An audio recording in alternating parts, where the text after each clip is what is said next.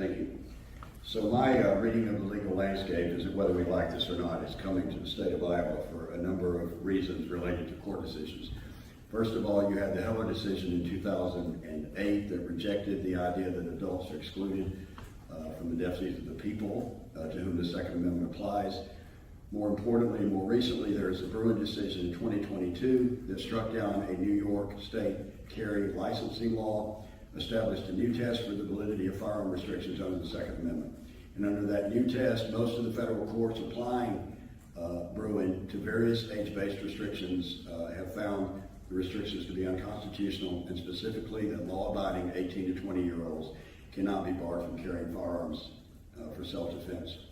You've got Texas, FTC Incorporated versus Stephen McGraw. That was again an 18 to 20-year-old one, struck down. More importantly, 8th Circuit, 2024, Worth versus Jacobson, and the 8th Circuit is our circuit.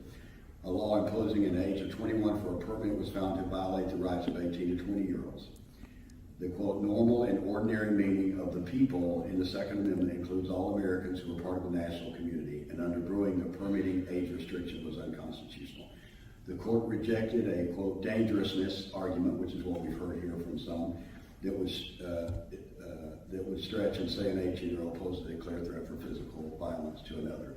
So as a result of the Bruin decision, we've seen numerous court decisions, including in our own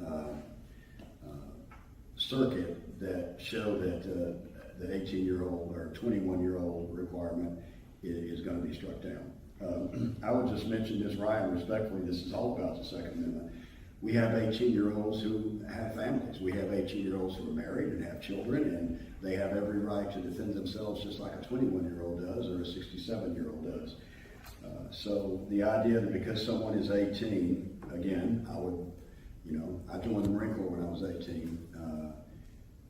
I graduated from boot camp when I was 18. I was carrying firearms in the military ready to defend my country when I was 18, along with hundreds of thousands of other young men and women.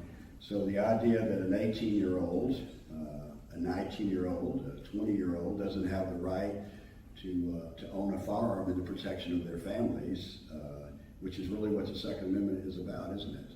The right to defend ourselves and those things that we hold dear, our families. That's what the Second Amendment is for, and to defend ourselves from a hostile government, which 18-year-olds also have the right to do. So this is coming whether we do it legislatively or not. The court's going to do it for us. I think this is common sense and respectful of the rights of those under 21 to exercise their right to keep bear arms and the protection of the things that they hold dear. So I'm going to advance this legislation to the